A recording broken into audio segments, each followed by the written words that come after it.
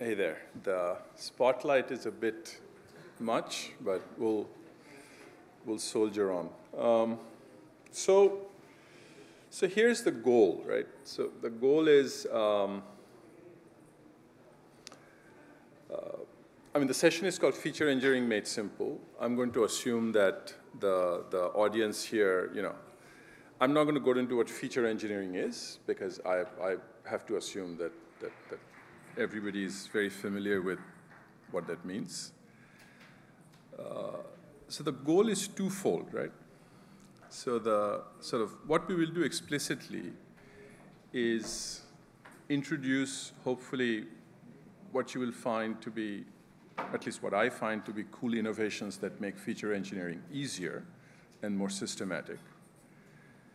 The other thing, sort of implicitly, we'll be doing is as I walk through the session, what will become apparent is that we are going through a fairly structured process, meaning we do X, then we do Y, then we do Z, and so on and so forth. So even though it clearly won't be spelled out, hopefully this will end up being a proceduralization of the feature engineering process as well, right? And at the end, I'll throw up this sort of magic block diagram, which will show the flow that I went through. And we have found that ends up being a pretty good way to go about this in a bunch of different cases, right? So we'll start. So this is what we'll do, and the mechanism is as follows. So we'll take you through an actual feature engineering exercise using a open source stack that we have introduced called Anovos. And I will do the voiceover, where the rest of the team is Kajanan. What I would have liked to have done is hung out here, because I tend to be fidgety and kind of walk around, but that is not possible, because then they can't film, and then you have in the video, I guess, you have a disembodied voice, which they wanted a voice with a body. So I'm going to be standing here, but I'm still going to be fidgeting. I have not been a faculty member for a long time, but the whole lecturing muscle memory is lecturing muscle memory, and you tend to walk around, which I can't do here. So I'm going to be doing the voiceover. And we have two others. We have Kajanan, who runs AI and machine learning at Mobilewala. Sort of super smart guy. His just stellar career. He just made one mistake in his life, which was to do his PhD under my guidance. And he's still recovering from one of my best PhD students. And then after he graduated, he went and kind of ran machine learning at a large telecom company called Singapore Telecom. And then a few years later, we hired him. So I begged him to come back, and he does machine learning at Mobilewala. And we have Akhil Mamen, who runs basically the feature engineering product set at Mobilewala. Right? So that's the team you guys have, for better or for worse. And let's start. So Kajanan will be managing the visuals. And the visual is, it's not really a deck kind of presentation. We'll show you a few slides, but it's primarily a notebook, right?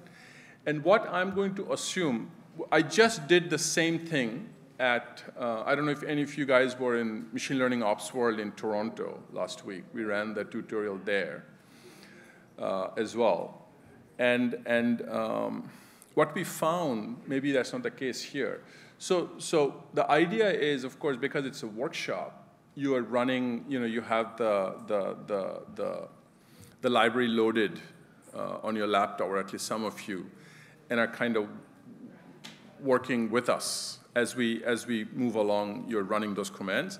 Some of the commands take a little bit of time, so I'll alert, basically saying that, look, let's not do that, but the Dockerize thing that you should have downloaded has the output already, so you can walk through. Or, if you are not, if you're just going to, if you're just going to take this as a lecture, that's fine as well. So we're going to hang out here for the next couple of days. super happy to walk you through this or show you stuff at wherever they'll assign a table for us outside, right? So let's start. So again, the backdrop of this, the workflow will happen through this thing called ANOVOS. These are the various things that, and this is the only marketing slide that you will, so our CMO has promised to me, I promised my CMO that we'll show that. So these are the relevant, the repo where you find the repo. We have a Slack channel. There are a couple of sort of very cool companies that are started using this pretty well. So if you are on Slack, you can see the back and forth that goes on. And so we also sponsor a group called Feature Engineers, which has grown all over the world. So that's the sign-up list for that. Anyway, so that's the only. Everything else will be super nerdy. I promise you. So what we're going to do is, for the first sort of 5 minutes or so, I'm going to frame the problem we're going to solve, right? So there are a couple of slides where I'll just do the framing, and then we'll get on to actually doing the work. So this is, again, by the way, this is directly copied. I used to teach both the grad and the undergrad AI course at Georgia Tech at one time, long time ago. So this is actually copied from one of my slides at that time. So not super good, but still. So this is basically, I believe that what I'm going to present to you is a fairly detailed description of how a model gets built, with special emphasis on the data pipeline of that model, right? So to build a predictive model using machine learning, you start off, you work for a company, you work for, you're at a university, blah, blah, you have data, right? So the base data, the problem, of course, why do we need feature engineering? Well, the base data in the form that it exists in most companies now in a CRM or wherever, is not typically directly consumable by models, right? So data has to be transformed into these specialized artifacts that we call features, right? And the transformation of data to features, base data to features, is what is feature engineering. So those are, so kind of here are the steps, right? So you pull in base data, and the first step that you go through is something that we are calling ingest and analyze. So basically, you are checking if this base data, and let's just assume we are working with structured tabular data. This also applies to other types of data, of course. It just makes it simpler to lay some context. So let's say the context is structured. You're pulling in tables, right?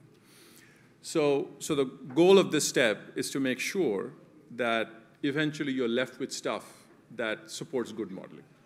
So you're going to look at it, you're going to test for some properties, and if certain of those properties are not satisfied, you're going to treat the data, clean the data, right? So what I think happens is that you go through this cycle of sort of, you pull in an attribute, you go through this analyze, assess, and treat and clean, analyze, you make a test. Hey, do I have too many missing values, right? Or do I have bias? Do I have skews? There are a bunch of standard checks, and we'll go through a lot of them. So you run the check, you assess health. It's like, hey, this has a lot of missing values, right? That's the assess health, and then you treat. I mean, the treatment could be this column, I cannot redeem it. It's just 90% of the values are missing, so the treatment could be just throw it away. Or it could be that, hey, I impute it, right? Yes, it's salvageable, I impute it, or I impute the missing values through logic that I set up. I'm going to use the mean, median, null. I don't know what it is, but I'm going to impute it, and then that's going to result in a clean data set. So you go through this repeatedly, and then what leaves this step is ideally clean data that is model-worthy or model creation-worthy, right? And then with that, you actually enter the process where you will create the features. Feature creation itself we believe, is sort of doing three distinct things, right? The first thing is you generate candidate features. What are features? Roughly features are predictive elements, right? So you will generate candidate features. What does that mean? Well, I mean, imagine that let's take a real case, right? Let's take a company, MetLife, right? One of the largest insurance companies in the world. In fact, they happen to have the largest travel insurance business in the world, right? So you are a modeler, you are a data scientist at MetLife, and the travel insurance dudes, the person that runs marketing for travel insurance comes to you and says that, look, we need to sell travel insurance, I need to run marketing programs. Who do I go after, right? So can you build me a model of propensity to purchase travel insurance? Right? So the data scientist, at this step, the data scientist thinking, hey, what even predicts that propensity? What makes somebody buy travel insurance, right?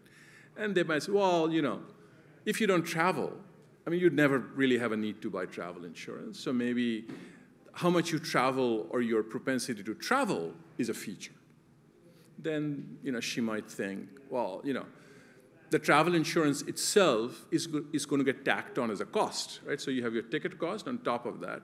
So maybe if you're economically disadvantaged, you'd be less likely to purchase travel insurance than otherwise. So maybe affluence is a marker, right? And you would go through this step and you say, okay, here are 27 things I believe are predictive of purchasing travel insurance. Typically, of course, we almost always go through that. In MobileWallah, so we are now running, 110, 120 models in production. For each of those, we go through that almost in every case. You go through, and it's sort of super ad hoc. But that's sort of the first step. Right? So at the end of that step, so fine. I leave this step with sort of a number of features that I believe are going to be predictive, but I'm still leaving with only labels, right? Names of those features. I think that affluence predicts propensity to buy, right? I still need to instantiate them. I still need to materialize those features from the data I have, right? So the next step is, okay, so I had this data that I cleaned and kind of brought in, and now I think I have all these predictors. So how do I create those predictors or proxies for those predictors from the data I have?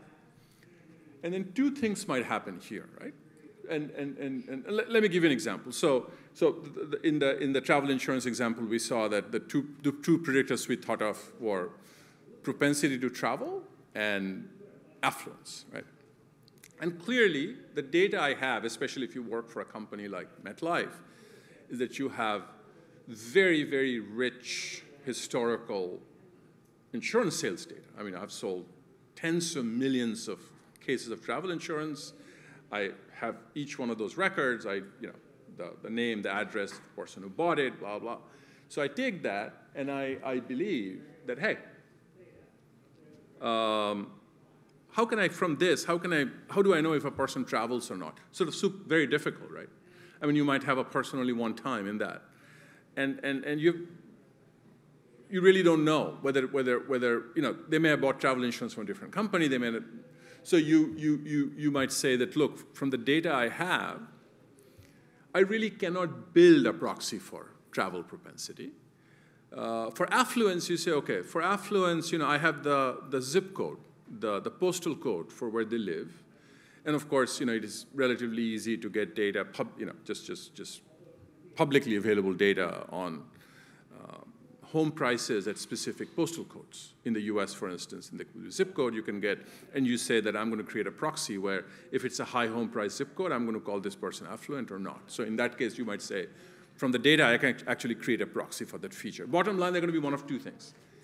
You can use the data to create that feature, or you cannot. If you cannot, then you might say that, hey, maybe I need to get external data to throw in with my data to create that feature. Bottom line, you generate candidate features, you instantiate those features, you create real features, and then, Kajanan, if you'll animate, and then, of course, you go through sort of a final treatment, right? You reduce dimensionality, some attributes are categorical, you encode them into numerical, all the well-known steps, And then what leaves that step are sort of model-ready features. So now you have your model-ready features. These days, often, you'd put them into something called a feature store. You don't have to. Most people have homegrown, but let's call you put them into a feature store, and then you start the sort of the model pipeline part. Kajanan, if you animate through, just animate through the rest, okay?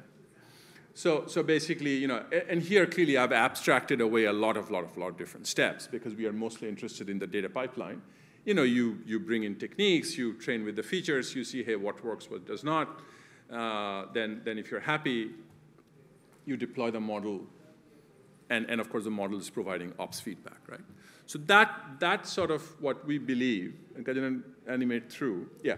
So you can see that we are showing you the data pipeline in blue, the stages and the connectors, and so the model pipeline in red, right? So this creates, by the way, feel free to stop me anytime and ask questions, right? Otherwise, it's no fun.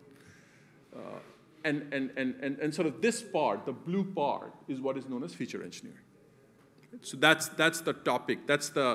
And typically, as I described it, you saw that parts of it were very ad hoc. I mean, the subset of you who build models know that the whole this data pipeline is very much sort of an ad hoc process, right? So what kind of tooling is available, right? So how far does sort of technology help you? For the initial ingest, analyze, and the final treatment, there are clearly a whole bunch of, it's mostly running statistical tests, making decisions, and doing something. So clearly there are a whole bunch of tools available. I mean, just think of the pandas framework, right? I mean, where those tests are available for you.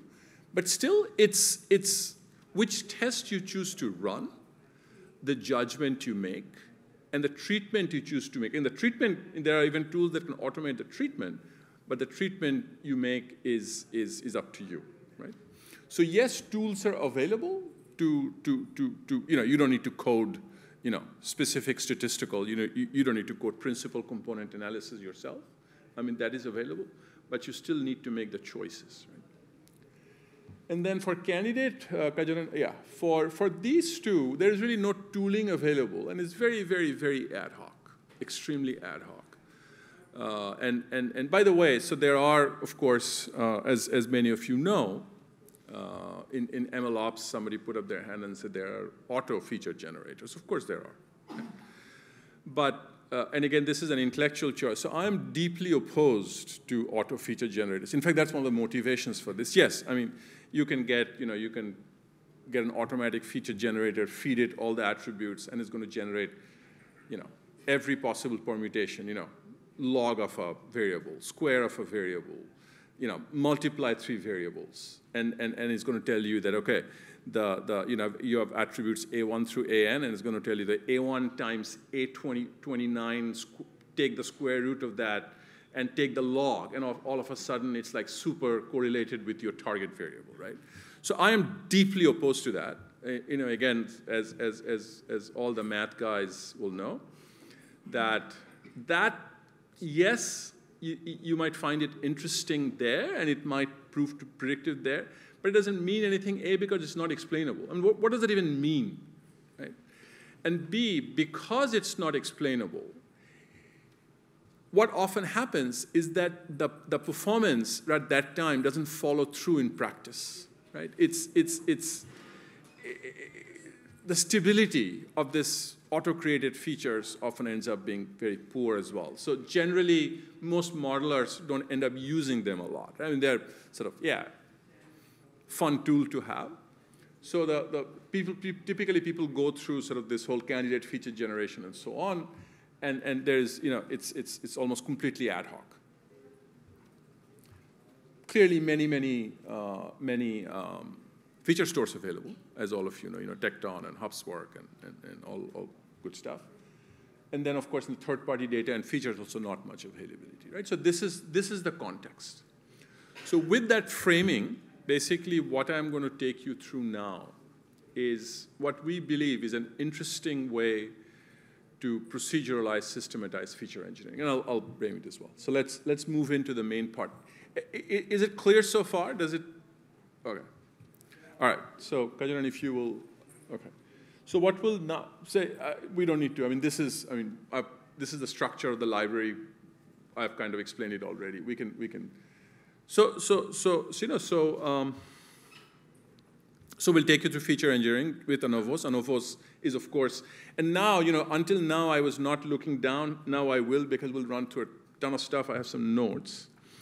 So ANOVOS is an end-to-end feature engineering library, right? And the idea is that it implements a systematic and procedural data pipeline, with enterprise data at one end and model-ready features at the other. I'd be lying to tell you it automates everything. It's not possible, but definitely it makes systematic procedural, and you'll see it gives you certain automations which should be super useful, right? So we created ANOVOS for three reasons, right? And again, I'm summarizing everything. The first, to proceduralize feature engineering. A majority of steps in feature engineering, such as those I showed you, are very ad hoc and trial and error, making them very vulnerable to mistakes, right? So we wanted to make feature engineering much more systematic and much less error prone. So the contribution here is not that we are investing something radically new, but we are making a sort of an inherently ad hoc process, systematic and procedural, and hopefully reducing errors. And as we go through the demonstration and the workbook, a notebook, I will point that out to you in a bunch of, hey, look, this is something that happened so easily. It would, otherwise that wouldn't be the case. Second, we wanted to add a few new capabilities.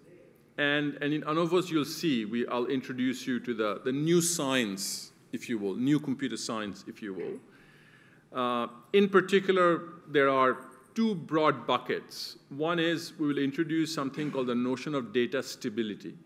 So we all know drift, but drift is a post facto measure.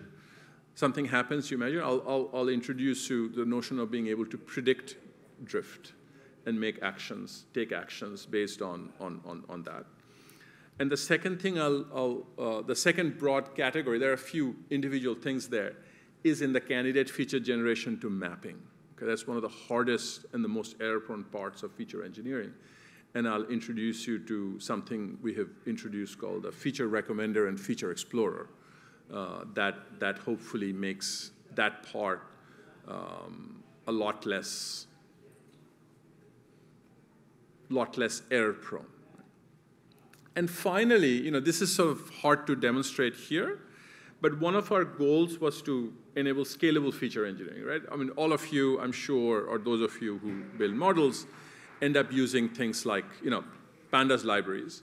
Of course, they're great, but they're all mostly single-threaded and perform in-memory computation, right? So they don't scale very well in the case of when your data sets are meaningfully large, and our data, by the way, ANOVOS was created for our team has been building these little components over the past 3-4 years. We recently thought to kind of put it out. But in our case, because we work with lots of data, so the idea was to enable scalable feature engineering. So right now ANOVOS runs on Spark, right? And again, that's also a first step. I mean, Spark itself is heavy. In time, ANOVOS will run on lighter scaling frameworks, things like Ray, and so on and so forth, right? So that will also happen. But enabling scalability was a key goal. So with that, so let me introduce you. So what we're going to do is instead of just showing you stuff at random, we will actually run you through feature engineering for a specific use case. This is a use case that we are quite familiar with because we work with a bunch of companies in this space. So we'll take you through the use case of credit risk modeling, right? And the goal is to predict a loan applicant's capability to repay the loan. Right? So the data set that we will work on is a Kaggle data set. So we are giving you the place where you can find it and so on. And we enhance the data set a little bit to to demonstrate some of the capabilities of ANOVOS, because the data set is at the end just one snapshot, one table. I'll point out where we enhanced. So just to show you, this is the structure of the data. It's loan application data. Each row represents a loan, and there are three buckets of attribute. There is a loan ID. Then there is sort of a set of descriptor variables that give you characteristics of the loan and of the applicant. And then there's a target variable, right? That tells you that, hey, did this loan have difficulties, payment difficulties or not? Clearly, this is an example of a supervised learning scenario. We have chosen this because it's easy to explain. I mean, ANOVOS you can use in unsupervised things as well. But makes sense? I mean, that's the thing, right? So with that, let's go to the before we go to the notebook, and the work and the flow of this is going to be pretty simple. We are first, it's very much like what I showed you earlier. We'll first do EDA. We'll first do the ingest and analyze phase and show you how ANOVOS helps there. And then after that, we'll go into the feature creation phase, where we will follow through those steps. We'll generate candidate features, we'll instantiate, we'll create those features, and then we'll do the different checks. And then with the candidate feature set, I'll go through the final kind of, dimensionality reduction, cardinality treatment, and so on and so forth. Produce the model-ready features. So that will be the structure of the demo, right? So now I will have to pay attention to my notes because we're going to go to the notebook. So let's go to the notebook, Kajanan. So the first step is and now those of you who have downloaded it will hopefully work with us through this. I'll point out where, if it's going to take a few minutes, I'll just say you don't run it, you can get the downloaded. So in ANOVOS, EDA is performed. Did we? Yeah, keep going. So we first load the data, right? By the way, so I'm not going to spend time on how to install ANOVOS. There are tons of instructions. You guys are used to installing open source stuff. I'm not going to spend there. So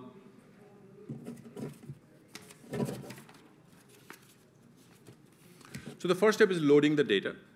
So I think, Kajanan, you can show the ANOVOS load utility. So this is the ANOVOS load utility. We run it, and the data gets loaded in. The data gets loaded in clearly, of course, canonical problem, so many columns, so many attributes, difficult. So let's now get into EDA to make sense of this data and clean this data, right? So in ANOVOS, you can perform EDA in two ways. You can use the ANOVOS report utility, or you can call individual functions from the analyzer module. We'll go through both. Well, first, let's go through ANOVOS reports. So ANOVOS offers two types of reports, basic and full, and what Kajanan is showing. And here, do not run the report function. It'll take some time. So we have a pre-saved report there already, so you can pull it up. So these are the commands to generate the basic and full reports. And what we'll do is we'll use a pre-saved full report that we constructed on the loan application data that you just loaded in to demonstrate. So this is the ANOVOS report. So it has 6 tabs. The first 2 tabs are really meta tabs, the executive summary and the wiki. The first tab is just a summary. The second tab contains the different data types and so on. So much of the information content is in the last 4 tabs, which we'll now go through in more detail. So the first tab, yeah, that's the wiki. Now, the third tab, or the first of the 4 tabs, is descriptive statistics, right? So here, right at the beginning, you see a global summary of the data set, number of records, number of attributes. The first thing that the team at Mobilewala usually focuses on when analyzing a new data set is the fill rate or missing percentage of each attribute, because it can, it can help you decide whether you need to throw it away, you need to impute the missing values, blah, blah, right? If there are too many missing values, that's not a good modelable data. So, we are now looking at, a bunch of subtabs from measure of counts through measure of shape. So if we order by missing percentage here, we can see that 70.5% of entries are missing in the attribute common area median.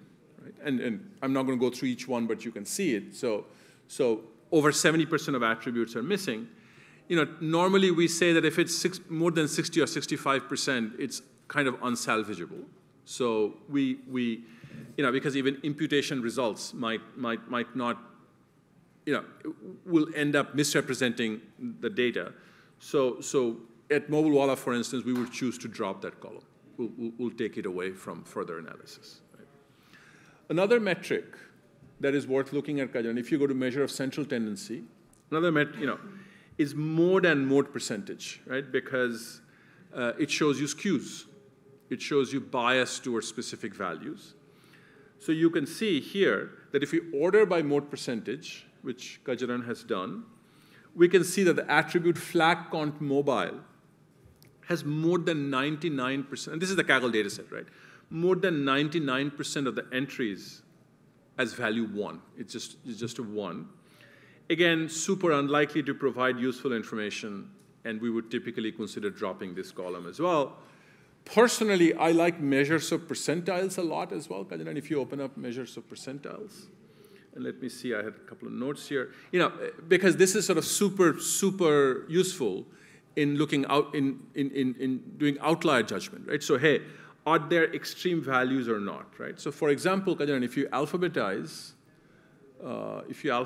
by the attribute, you can see that the attributes like amount annuity, amount credit, so these are all attributes related to amounts of money.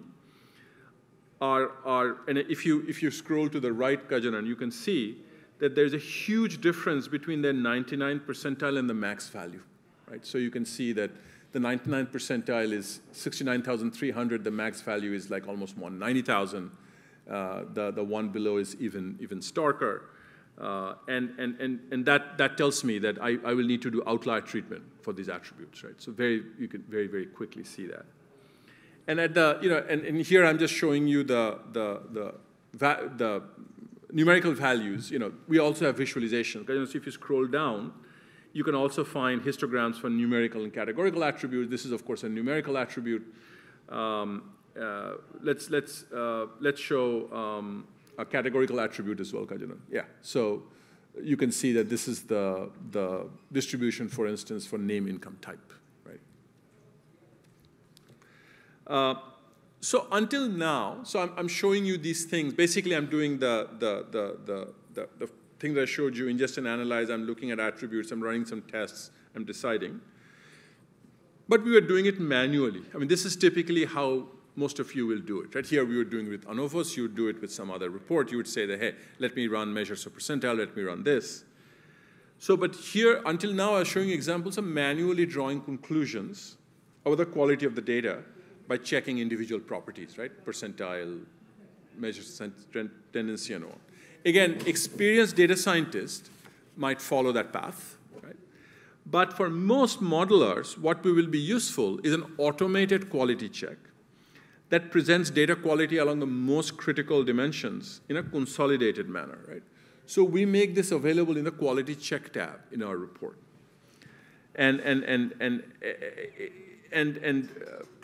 Basically, the quality checker is not only flagging quality issues, but it also helps make treatment decisions very efficiently, as we'll show you. So this is a key differentiated feature in ANOVOS, right? So in quality checker, we have 5. It basically shows you quality along five dimensions. So there are null detection, IDness detection, biasness detection, invalid entries detection, outlier detection, right? Again, there are other tests possible. But we have found that these 5 checks suffice for a majority of modeling scenarios. Right? So clearly can't take you through all of them, but I decided to show you biasness detection. So Kajanan, let's go to biasness detection and give an example. So in the descriptive stats tab, excuse me, guys. So if you remember in the descriptive stats tab, I showed you how mode percentage under measures of central tendency can reveal skews. Right? Biasness detection automatically does it for you by leveraging that information automatically in the background. Also, if treatment is enabled, which will be enabled to the config files, right? So, and we'll show you the YAML file at the end. If the treatment is enabled, which you could have easily configured, it will treat as well. In this case, for instance, the treatment could be automatically remove highly skewed column. So it'll do that automatically, and you can see it's showing you the skews automatically, right? So same as biasness, we won't show you all the rest, but IDness detection is leveraging cardinality measures, outlier detection is leveraging percentiles, and dispersion measures and so on, right? But basically, these are a few examples. These are just a few examples.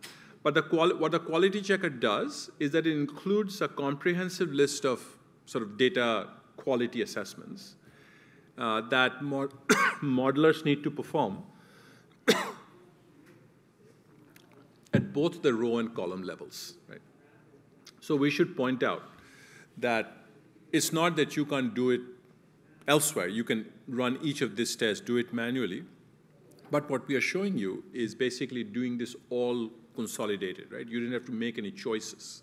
Basically, and you know, you can make choices as to what treatment you want to make, and you can code that into your config file.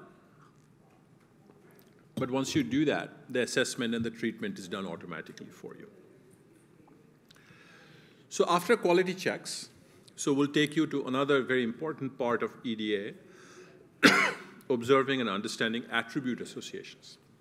Super important, right? Because you need to see how the different attributes you're pulling in are correlated to each other. And we will do that through the attribute associations tab in the report. So ANOVOS lets you understand attribute association through a bunch of different techniques. Because then if you do the drop down, we can show them through correlation matrix, through information value, through information gain, and through variable clustering. Right? You can use all of this to see attribute associations. So let's look at correlation matrix to start. So the report is showing you this is the correlation matrix. So let's pick a value. Let's pick, look at the coefficient between amount credit, which is the second row, and amount goods price, which is the third column, right? So you can see that it's very high, right? More than 0.9. And of course, you're not going to use both as features or to generate features. So you drop one of them because they're so correlated. Moving on, so let's look at looking at associations from information value by analyzing information value. By the way, in the credit scoring domain where we are, the example we are showing you, information value ends up being very widely used, right? So you can see under IV calculation, did you order? Yeah, you did. If you order by the column IV, we can see that the attributes related to external source are all have high information value, right? So, and of course, this is being looked at by looking at how they, how predictive they are, how related they are to the target variable. That's how this is done. And just by looking at this particular thing, you can make a very important conclusion, right? Just by looking at this, can you go up for a second? Yeah. Just by looking at this would indicate to you that, hey, this external source attributes, either directly or through some convolution, are likely to create good features because they have such high information value, right? Now, I'm going to show you later how other things might cause you to doubt that, but at least at this stage, you would think that. You know, very similar analysis can be done from information gain as well. And I'm not showing you, Kajanan was scrolling down. So in all of this, there's visualization underneath as well. So, you know, in the interest of time, sort of, I'm not quite showing you that, but all of them have the visualizations. The final technique in this is variable clustering. And most of you know it's computationally a bit more expensive. But it's a very powerful alternative to the correlation matrix, right? So where correlation matrix shows you pairwise correlation, is going to show you basically pairwise for every attribute against every other attribute. This shows you group-wise correlation, cluster-wise correlation. So it's super powerful, right? and you'll see at the end, once I go to the final kind of step at the end, variable clustering will become very useful as a dimensionality reduction technique as well. And we have some pretty interesting visualization as well, where you can see all the clustered attributes together and so on. Right? Again, there are packages that offer you these things. There are packages where you can run information value calculation. There are packages where you can run information gain or correlation matrix or even variable clustering. Though at least we haven't come across one that do all of these together. So the power of sort of ANOVOS is the availability of all this in a consolidated manner. Finally, we go to the last tab of the report, which is a core contribution in ANOVOS called drift and stability. Right? So all of you know, drift is, so all of you know what data drift model, what drift means. And most of you probably also know that drift is one of the main causes of the lack of resiliency of models, right? So by the way, just to frame, resiliency is that, hey, I build a model, the predicted accuracy is very high, but I deploy it, in 2 weeks the model starts screwing up. Right? So the performance in production doesn't follow. The model degrades very quickly, right? I mean, that's, and these days, and we suffer from it a lot, and our clients as well. So these days, there's almost a tautological belief in at least the MLOps community that, initially it was, hey, predictive accuracy, predictive accuracy, predictive accuracy. Now there is a sense that I want models that have good predictive accuracy but are resilient. So I would rather pick a model that is fine with predictive accuracy and resilient rather than a model which showed incredible predictive accuracy at build time and at test time, but quickly degrades in production. Right? So resilience is sort of super important, and one of the main reasons for why models misbehave is drift. And all of you probably know that when you detect model misbehavior, when your model in production is not doing very well, one of the first things you check is drift.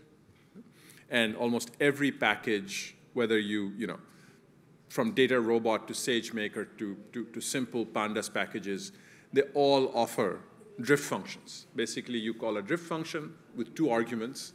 You have 2 data sets. And the drift function basically gives you the distance between those 2 data sets.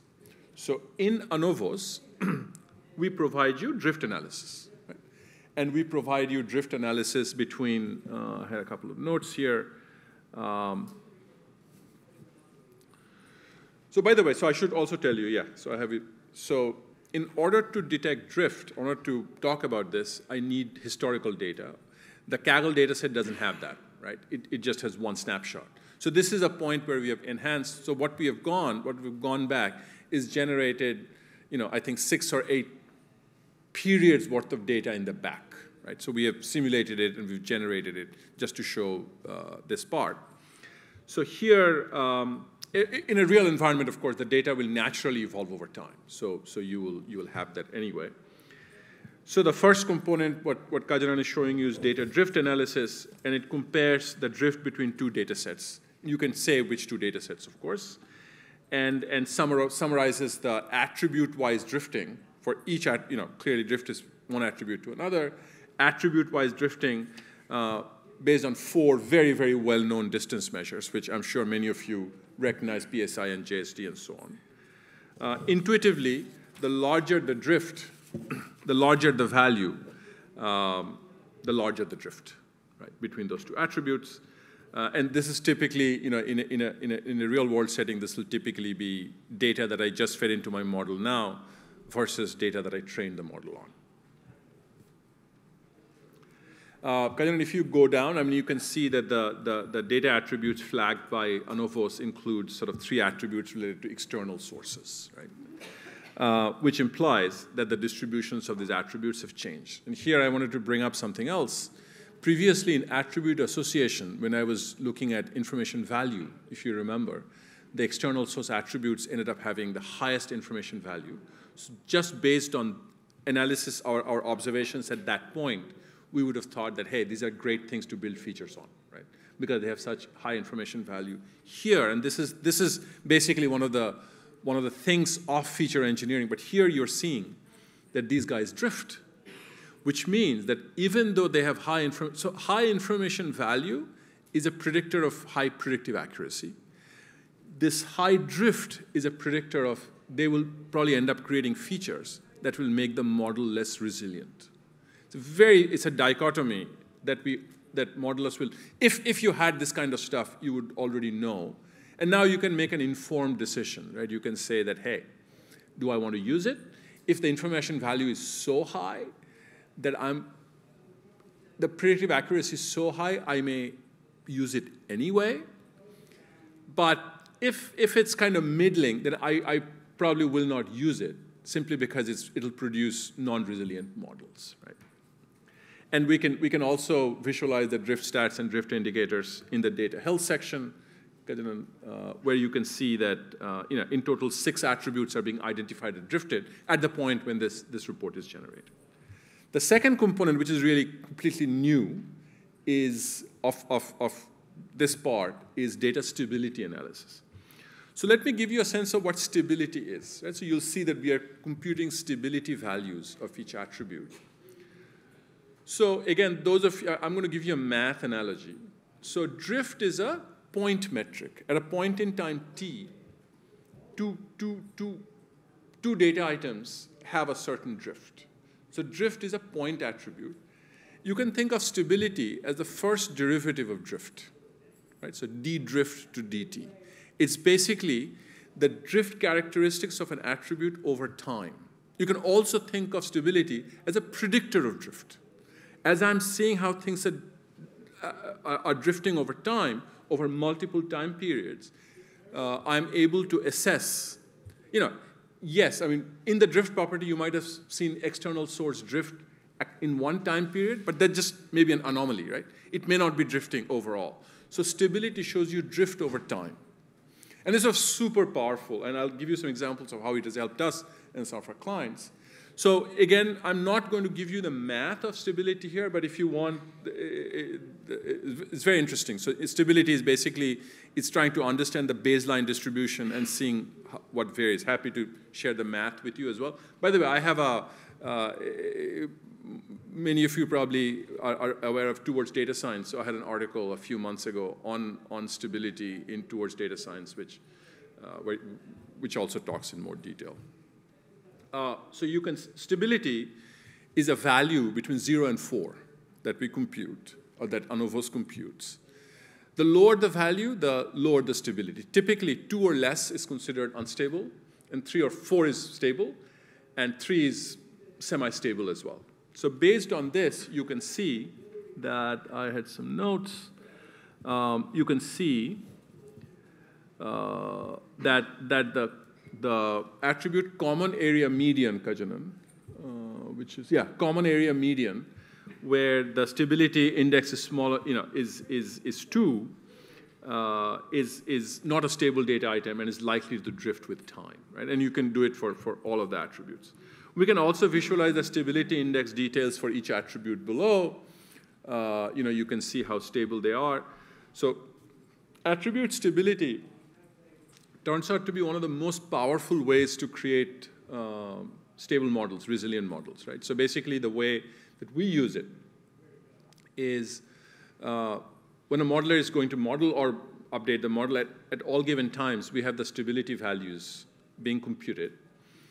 And the idea is that, hey, I want to create features that are stable as well, okay? Which means I want to use stable attributes to create features.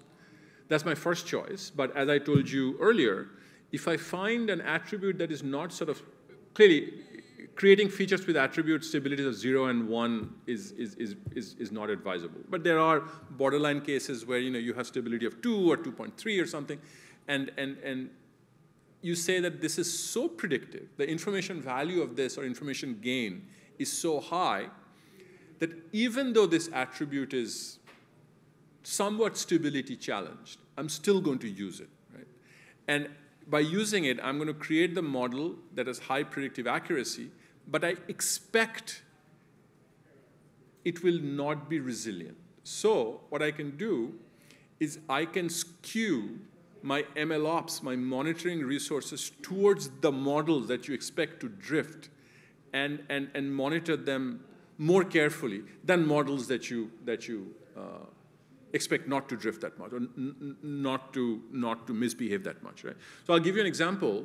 So we run, 120 models in production, and our mean time to update was like totally crappy, right? I mean, and we run, for instance, we create models of gender and age and blah, blah, and so on. I think our mean time to, we wanted to have mean time to update. So we do model checking like once a quarter. We wanted mean time to update to be like 90 days. So it ended up being like 17 days or something. I mean, some models were good, some models were really bad. Like 4 days after putting on, they were not doing well. So using stability, so we've increased our mean time. Again, I'd love to tell you we've taken it to 90 days. We haven't. We are still working. But we have taken it from 17 days to 45 days. Right? So just by using stability. These are the underlying, Kajanan, we can skip. We can discuss it outside with you guys. I just want to finish the other stuff as well. So now let's head back to the notebook. Hopefully you see how the report gives you canned stuff that is useful. Clearly, all of this is doable. Yes. Yes, just regarding the usage of stability and drift, in a typical use case, I might have a modeling data set and some that I want to model for evaluation. But if I understand correctly, I need to use both the data to get a drift metric. So isn't that far more overfitting that I'm using this data set? Ask that question one more time, please. That clap caused me to lose 10 seconds of your question. Just ask the question one more time. So in a typical setting, I've got a modeling data set and then an evaluation data set. That's right, that's right. If I understand correctly, I need to use both of these data sets to get a drift metric for my features. So even using the evaluation data set already at the feature engineering stage, creating got it. Great question. So let me. I think I was not super clear. So yes, so you are right. Normally the way, and I'm going to just go out of this for a few seconds just to spare my eyes. I'm sorry. Did you lose me? Sorry, guys. I just need to give my eyes a 2-second rest as I. So basically, yes, you're right. So normally drift is used when a model has kind of misbehaved to see the evaluation data set and the current production data set. What I was saying here is that, so we don't recommend that is used in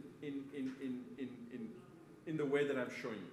What I'm showing you is that imagine that your data set is evolving. In this case, what's happening is that imagine at the end of each month.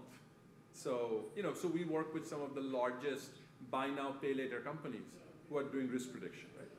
So they're giving hundreds of thousands of loans. They're evaluating hundreds of thousands of loans a month. So at the end of each month, you can imagine there is a new instantiation of the data set, right? So from month 1 to, let's say, month n, they're n data sets, right? So what I was telling you is that what ANOVOS does is that for the drift part, ANOVOS can reveal the real drift from, let's say, the way we use it. We look at the drift from, I think, Kajanan can tell you more. We have a canonical like 6 months ago to now, right? The last data set was 6 months ago. I mean, that's a very quick and dirty thing of, hey, has it drifted? We don't look at the model and evaluation. But the stability is continuously computed, right? So stability is telling you, depending upon which sort of ground zero data set you have identified as the basis, right? It could be data set 1, data set 6, whatever. In our case, I think we even change the ground level every 6 months or so. It is telling you, when I look at every data set from ground zero to now, what's the time variant drift? Basically, that's what we're not. Yeah, but we're not telling you that the model and the evaluation should be used. This is just a way for you to see how your data is evolving. All right. So, excuse me. So of course you can do all of this individually in the data analyzer module as well. Just let me see. So we can go into each one of those things, right? I mean, everything that we showed you can do. It does automatic checking as well. So what we will do is we'll show you one thing. We'll show you an example of doing outlier detection, right? Which is of course a very, very common thing in modeling. So again, manually detecting outliers is very hard, which is what people end up doing anyway, right? You pull up the data set. It is possible with small data sets, but practically impossible to do with data sets of a meaningful size, even this Kaggle data set, right? So what we will do is we'll use the quality checker module for auto detection, and I'll show you how that happens. Here, basically what Kajanan is doing is calling the quality checker module, right? And what he's doing is one of the things that we offer in ANOVOS is that you don't need to call it with, I mean, you can call it on all the attributes, but you can see there is a artifact called list of columns, right? So basically what Kajanan is doing to make this somewhat limited is in the list of column, he's putting all the columns that have to do with days, basically that contains the term days. So he's restricting it. So after that, you run that, we are getting basically this output, and let's first look at this distribution using measures of percentile, right? So we are looking at basically the days-related attributes from a percentile perspective, and we can see there are mostly negative values, which is right? Because all of these values are effectively how many days before the application date. So they should be negative. In fact, all values should be negative, right? That means that if you look at days employed, if you look at the row days employed, you can see some positive values, and then they are invalid. Days birth is the applicant's age, the first row. If you look at the minimum value, which is basically the maximum age in days, it's like greater than 150 years, right? So clearly that is incorrect, and this is in the real Kaggle data we are showing you. The days last phone change is when the users last changed their phones, right? And the minimum value is like 10,000 days, which is like 30 years. So that doesn't sound right as well, right? But all of these, I'm looking at the output and making manual observations. I can because those are, but it is very easy to make mistakes, right? Because there are so many of them. So instead, what we will do is we'll use the quality checker outlier function, where effectively what we have done is we have developed an ensemble technique, right? Which takes, I have some notes, which takes multiple statistical methods into account for the detection purpose, including percentile, standard deviation, interquartile range. So it creates all of these, right? So again, this is sort of a simple example of a differentiator in ANOVOS. So we don't know of sort of efficient and automated proceduralization elsewhere. So let's run it. So as we saw through the measures of percentile results, outlier seems to exist on both ends of the spectrum. So we are calling the function now. So we will use both as argument to detection side because there are outliers in both directions. And also we opted them to treat, to show you very simply, we opted to treat them right away, all the outliers, by replacing those values with null. Right? So let's look at so once we run that, let's look at the measures of percentile again to see if they have been treated properly or not, and we can see that mostly they have. But unfortunately, we can still see a suspicious positive value in days employed, right? And clearly, this is because it probably value appeared for quite a few applicants. This error happened for quite a few applicants, so the default detection configuration doesn't recognize it as an outlier. Right? So what we do, and our default detection configuration says, remember, this is an ensemble technique. And basically what our default configuration is saying that of all my techniques, at least 2 have to flag something as an outlier for me to get it as an outlier, right? And 2 didn't, right? So in this case, what we can do, basically what we would do in this case, is change the min validation count from 2 to 1, okay? Which means that even if one technique flags it as an outlier, it's an outlier. And if I apply the function again, you can see with that change that no more positive values appear at all, which means my function is treated. Right? So, by the way, I just showed you outlier detection. There are a bunch of other automated detections possible in the quality checker, such as invalid entry detection, that uses regular expressions. Right? So you can identify regular expression, and every entry can be validated against the regular expression specification to do invalid data entries, right? So we'll sort of skip this now, but again, happy to show you to outside. But bottom line, a bunch of these automated quality checks are available for all of those 5, right? So hopefully, so that kind of ends the EDA part of ANOVOS. Again, it's a little scattered because there is so much, but I tried to show you 2 things. One is the 2 broad ways in which you can ingest and analyze using reports or using functions, or actually making library calls. And the second thing I tried to show you is, regardless of which one you use, there is a bunch of proceduralization automation available that consolidates output and shows you that that at least saves us a lot of time. So hopefully this until now, this kind of sort of made sense. Now I'm going to go on to the next step, which is how to generate. Basically, until now, so we have treated all the columns. We have seen what they have. We have looked at, and basically we look at 5 things mostly, right? Invalid entry detection, missing value detection, outlier detection. And then I'm now left with a modified data set that is modelable, is model-friendly. So now I'm going to go into the second step, which is, oh, yes? One quick question. So for the categorical variables, is there like chi-square test and other correlation functionality also available? Yes, Kajanan, you want to take that?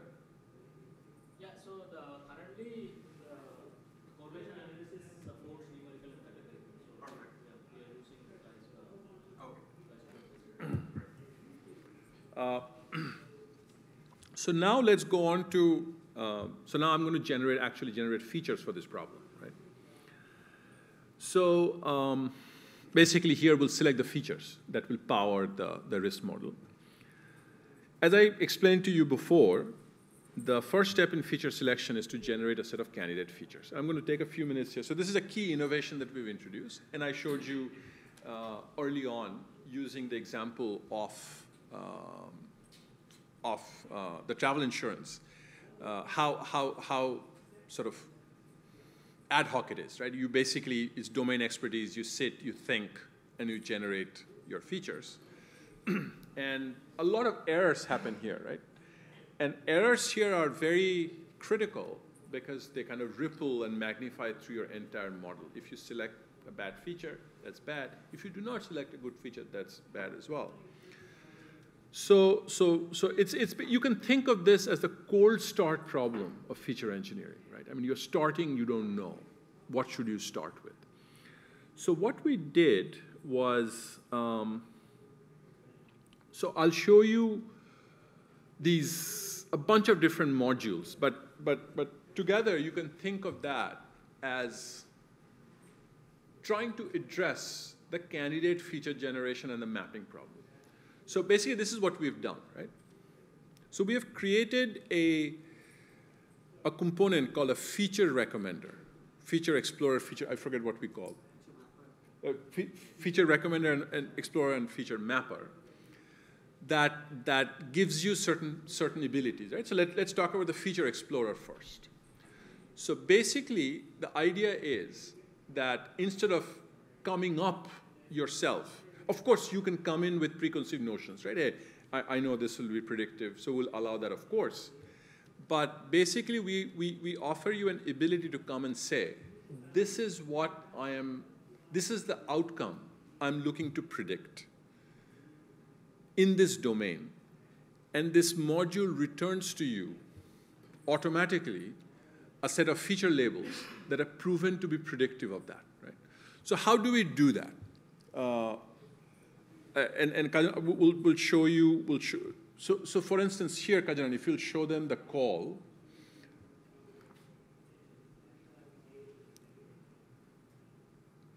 yeah. So it's called the feature recommender. You give it, you provide it 2 arguments. One is the outcome you're seeking to predict, and the second argument is the domain, the industry domain where you are looking to predict it. So here, we are looking to predict, here we are looking to predict credit risk in the finance domain. You could have said creditworthiness in the lending domain. It can be sort of super ad hoc. You could say we are looking to predict likelihood of loan default in BNPL. But bottom line, you give it 2 things, and it outputs for you.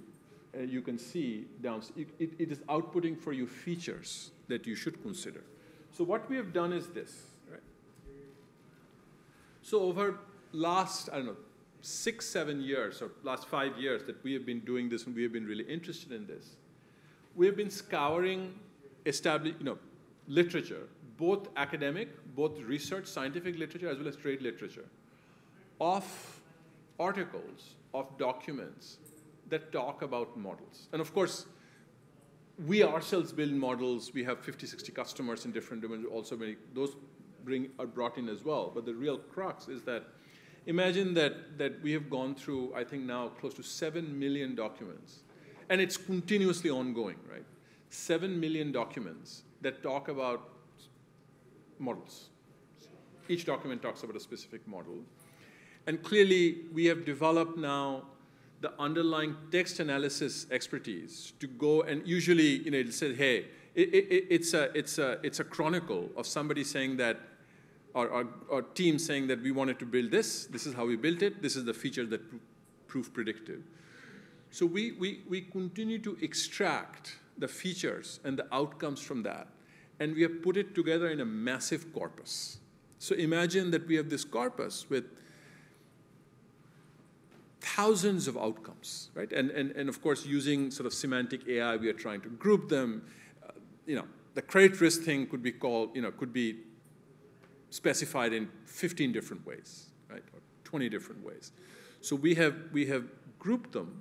So we have thousands of outcomes and hundreds of thousands of features, right? So, and it's pretty happy to, we should come and, it's pretty clearly, it will evolve further, right? 10 years from now, it will be, but now, it's pretty interesting. You can come in and you can say, hey, I want to, you can't say, you can trick it. You can say, I want to predict color of shirt and, somebody on the street in Paris or something. It won't show you anything. But it's pretty versatile, and it's always evolving. And we have made it available as a generic corpus. You can contribute as well, right? So the network effects can be very powerful. We have some of our clients, who use the public corpus. They create their own private corpuses as well. We allow that as well. But it's pretty powerful, right? So that's, and you can see here, we made that call, and these are the features it's suggesting. That's a sort of a first principles contribution in ANOVOS, this particular model. So this particular module we think is sort of super cool and super interesting, but its utility is still limited, right? Because it's giving you labels. Labels are good, but you still need to instantiate, you need to materialize those features from the data you have, right? Which is also hard. So we have created a module called a feature mapper, another module called a feature mapper. Now that you have these feature labels, so we have an attribute, we have a thing called a feature mapper. I think, Kajanan, what is it called? Yeah, I think it still shows up at recommended here, but it will change. The function name will change, the feature mapper. So you can, Kajanan, where is the call to that? Okay, so now, so this actually maps your existing data set. Basically, it tells you how you create those features from your native data, right? And in this, let me look at, I want to read my notes here just to, so it has 3 arguments. So this model has 3 arguments: an attribute description, a domain, and an outcome, right? The domain and outcome is as before, what I gave as before. But the thing is, what you're feeding into it is the data dictionary of the data set you brought in, right? So you can see the attribute description file is basically nothing but a representation of the data dictionary. And we can see that it contains 2 columns, right? A column called, column for the attribute name and a column for description, where you describe it. And now we are showing you the output of the mapper module. So you can see there are the output is a table with 4 columns. The first 2 columns is simply the attribute description file, the name and description of the attribute. The 3rd and 4th columns are the associated features that we recommend with the attribute, right? So a feature and a feature description. So each row, you can think of each row as an association between an attribute and a feature. So if feature F, attribute A, and feature F occurs in the same row, you can think of it as a relationship A composes F, right? So we visualize this using a Sankey diagram below. So we also allow, and a Sankey diagram is nothing but a bipartite graph, right? So you can I have a set of attributes, I have a set of features, and if there's an arc from an attribute, if there's a link from an attribute to a feature, that's the thing that attribute composes that feature, right? A couple of interesting things. There could be one arc, one link, basically saying that that feature is just composed, we call those atomic features. Those are features that are composed of this one attribute. It could just be the attribute itself, or some, square log, something in that attribute. If a feature has more than one link, that's a compound feature, meaning those 2 attributes have to be convoluted to compose that feature. And if a feature has no link, that basically says that I don't have data to create that feature, so I should look outside, right? So this again, for us, becomes sort of super, super, super useful. Does that make sense? Again, it's hard to sort of see, happy to talk about it, but we think, this is so I had one of the best PhDs under me was the underlying thing that sort of, the semantic AI and the text analysis that powers this. So, now, so this is sort of the recommended features. But there may be cases when the modeler possesses domain knowledge already, right? The modeler says that, hey, I want to use, these are good, but I know these other features that I think are going to be good. And the modeler, she'd like to create custom features herself. So we allow that with a model called the Expression Parser, which Kajanan is showing you on screen now. It's nothing but basically a 4GL interpreter, right? Basically, it's where you can code the feature in. We give you a SQL-like, SQL-like interface where you use SQL-like expressions to code that feature. I think the example that Kajanan is showing you, this new feature called income per person that is calculated by, income divided by count of family members or something, right? So it's basically a free-form 4GL interpreter where you can code custom features. And finally, there's another function called feature transformation that can be used to do basic math operations, square, log, exponential, you name it.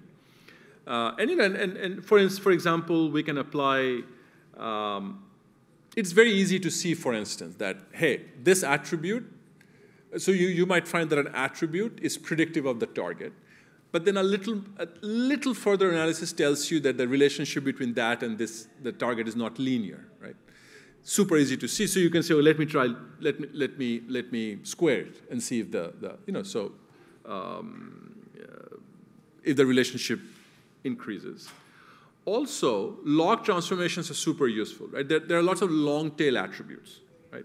Especially if you have skews, so you have a lot of long tail attributes where, and logs, as you know, are very, very good techniques to reduce long tail. So we give you this whole feature transformer module where you can take your attributes, and do different transformations. So basically, we are giving you 3 ways to generate candidate features. One is the feature recommender, which is, it just tells you that, hey, you should think of these. We give you a way to generate custom features yourself through a 4GL, and we give you a bunch of transformations that based on the relationship you see in the data, you can apply those transformations quickly to see if the transformed attributes themselves form features, right? So now we come to, so we now have full, if you show so now we have our full candidate feature set, and here we have a recommendation here. So this is our full candidate feature set now. It composes of 3, typical candidate feature sets are composed of 3 items. One is the feature set suggested by the feature explorer.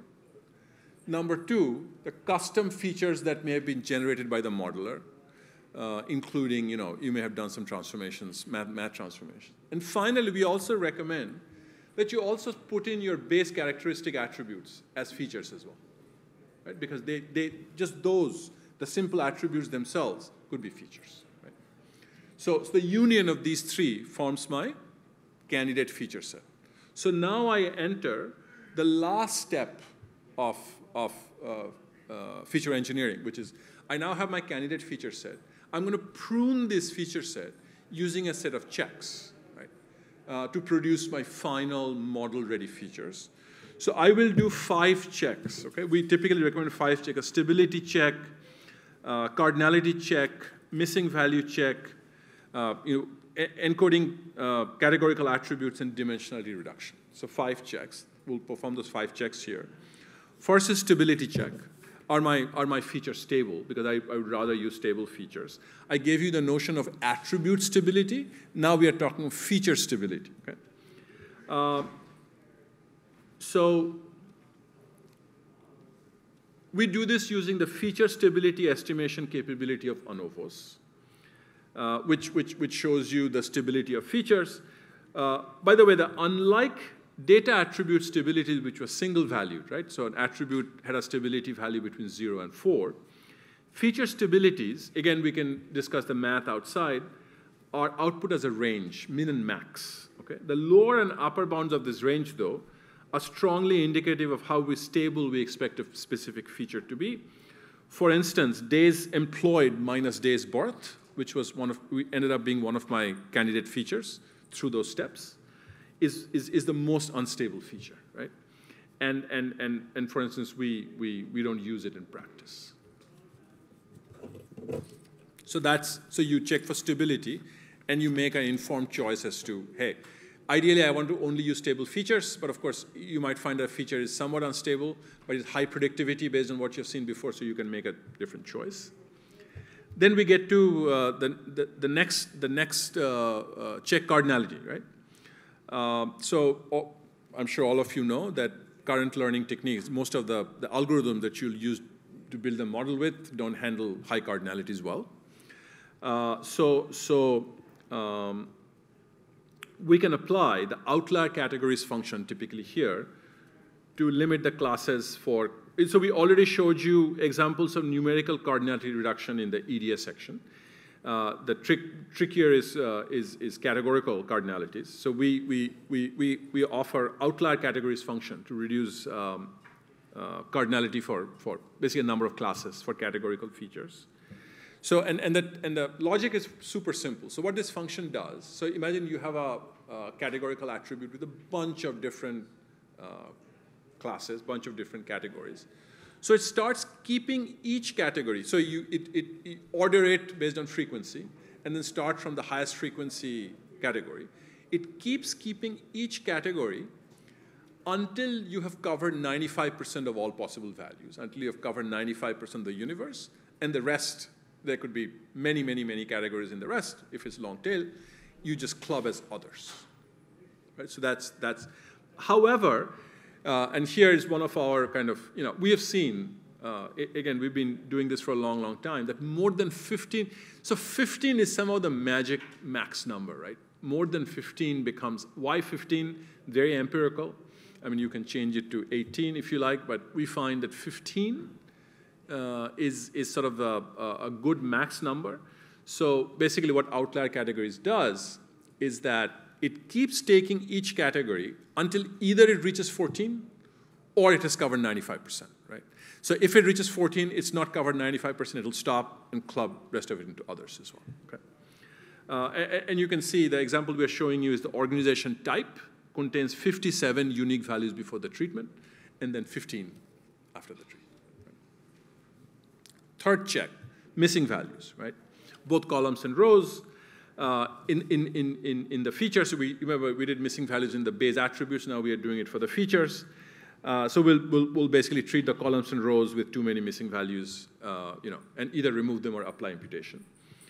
So we can call we call function null columns detection. I think I'm showing it to remove columns with greater than 60% missing values. We use 60%. You could use something else. For row-wise null values, after checking, we check with null rows detection, we can see that all rows have fill rate less than 50%, so nothing needs to be removed, right? So we can proceed to the next step. So now what's left, we need to impute, right? So we still have missing values in the columns that qualify to be kept. And imputation, of course, is a very hard problem, good imputation. But imputation can be done manually or a number of techniques provided in ANOVOS. One of the coolest features, simple features in ANOVOS, is that we support auto-imputation. Right? So we offer you a way to auto-impute using 5 different methodologies. And these methodologies are mean, median, k-nearest neighbors, iterative imputer, and matrix factorization. Right? And basically, it applies and it picks the best one. And the way it picks the best one, the criteria is it just sees, and the best RMSE value is picked as sort of the best representative. Right? So we have, and of course you can use each of these independently calling their function as well, but our iterative imputer, auto imputer, ends up working great for us.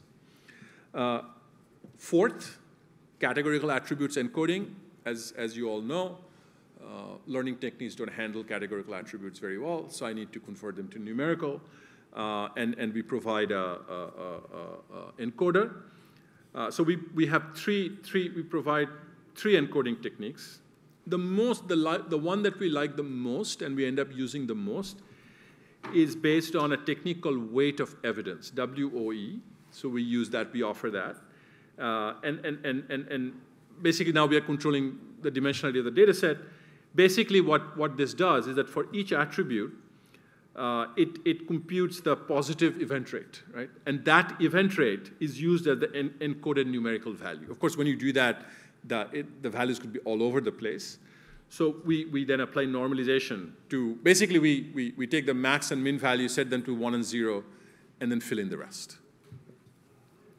2 other methods are also supported, label encoding and one-hot encoding, if you like those. So there are 3 values. And then finally, we come to the last step, dimensionality reduction, right? Clearly high dimensions, not good in modeling. And dimensional reduction can be done using many ways. One of our favorites is variable clustering.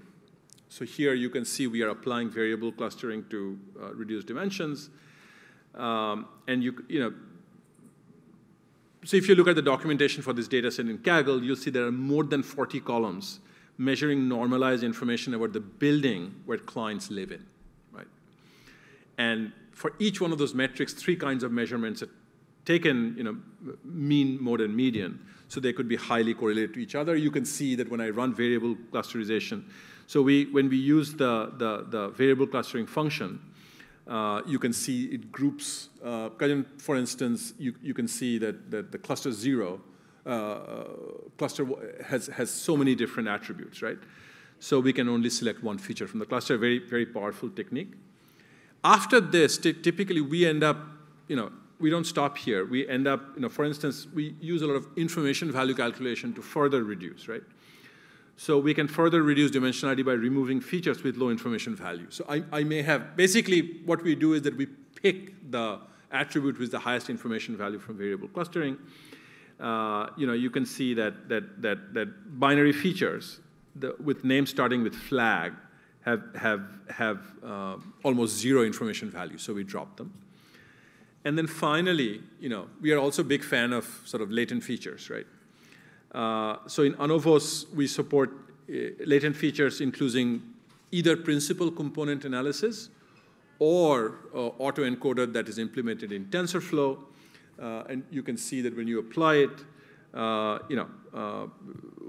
we'll apply it on features related to amounts of money. And according to the result, 4 latent features are created, which can be treated as a summary for the 12 original features, right? So that brings us, so we've gone through 5 things. And now we are showing you basically the path we took. Right? So those, and it's almost, and when data scientists at Mobile Walla, when they're building models, typically are recommended to follow this path, which is kind of, ends up works out pretty well for us. So that kind of brings us to the close. Happy to take questions. We'll be outside. Oh, I'm being reminded again. So hopefully a lot of you will use it, and apparently we have some very good giveaways for those of you who give stars. I hate saying this, but I have to say this. And there are hundreds of those apparently. So hopefully this was helpful. Happy to take questions. We'll be there for today, tomorrow, outside. Happy to sit with you. Happy to take suggestions. We want contributors. Clearly this is open source, so hopefully this was interesting.